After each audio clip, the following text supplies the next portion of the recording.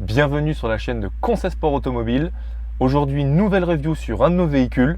N'hésitez pas à vous abonner à notre chaîne YouTube et notre Instagram pour n'y rater aucune de nos prochaines vidéos. Sur ce, je vous souhaite un bon visionnage. Générique!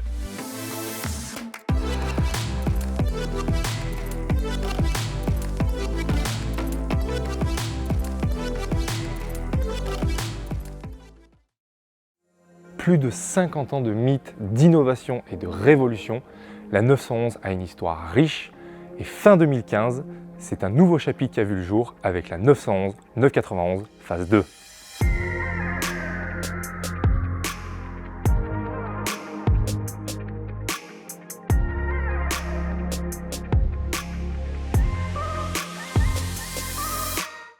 Cela faisait 50 ans que Porsche nous gratifiait du moteur flat 6 atmosphérique. Mais fin 2015, les normes ont changé la donne et la 911 est passée au biturbo. Et c'est la 991 phase 2 qui a ouvert le bal. Cela a fait couler beaucoup d'encre, mais la 911 se révèle plus facile et agréable que jamais. La Carrera S commence à 420 chevaux. Notre GTS ici fait 450 chevaux pour 550 Nm de couple. Le moteur se révèle couple à bas régime et rageur jusqu'à 7400 tours minute dans une belle linéarité qui rappelle l'atmosphérique.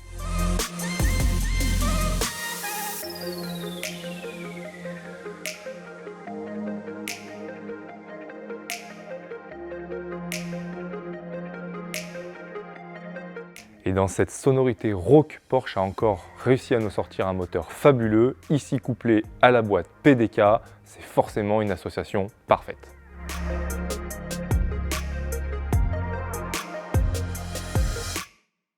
Évidemment, on ne peut pas passer à côté de la teinte. Dénomination rouge orchidée, oui, c'est bien un rouge, teinte unique au monde, code L998, c'est une commande spéciale de la part du client. Ce n'est pas un PTS puisque la peinture n'est même pas au catalogue.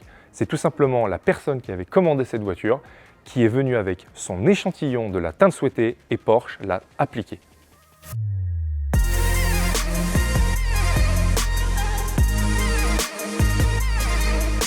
Et maintenant, plongeons dans cet océan de carbone, d'alcantara et de cuir surpiqué argent rhodium. C'est vraiment une toute autre ambiance qu'on retrouve ici, beaucoup plus sobre, avec beaucoup d'équipements de confort comme par exemple le volant chauffant, les sièges chauffants, le grand GPS. Et moi ce que j'aime beaucoup dans cet intérieur, c'est ce volant sport GT, c'est une option qui est reconnaissable justement avec l'ajout des petites vis Torx pour les éléments en aluminium dessus, mais surtout le cerceau est plus petit en diamètre que le volant de 911 classique afin de permettre justement une meilleure communication avec le train avant et un peu plus de vivacité sur les petites routes. Et pour situer un peu la Carrera GTS, on est pile poil entre une Carrera et une 911 Turbo. C'est vraiment le meilleur des deux mondes, puisque du coup on a quand même 450 chevaux, mais on bénéficie toujours de cette facilité de conduite qu'ont les 911. Et le châssis d'une GTS est un vrai régal. C'est un modèle d'efficacité et d'agilité. Légère, très agile du train avant et bénéficiant d'un super système de freinage 6 pistons à l'avant, 4 pistons à l'arrière sur des disques acier, vous pouvez enchaîner les cols de montagne ou les sorties de circuit avec une très grande aisance.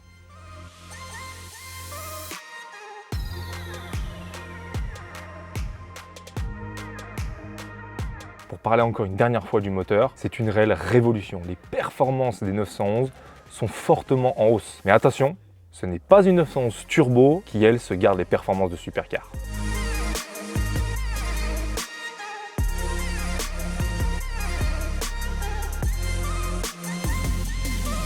Alors certes, on peut peut-être regretter les vocalises du flat 6 atmosphérique, mais il suffit de quelques kilomètres au volant et quelques envolées du compteur pour vous rendre compte que la 911 n'a pas littéralement renié son passé.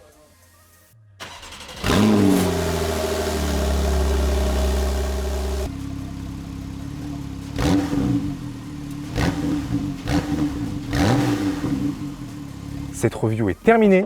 N'hésitez pas à vous abonner à nos réseaux YouTube, Instagram. Cette superbe GTS est disponible chez Conseil Sport Automobile. À très bientôt pour une nouvelle review.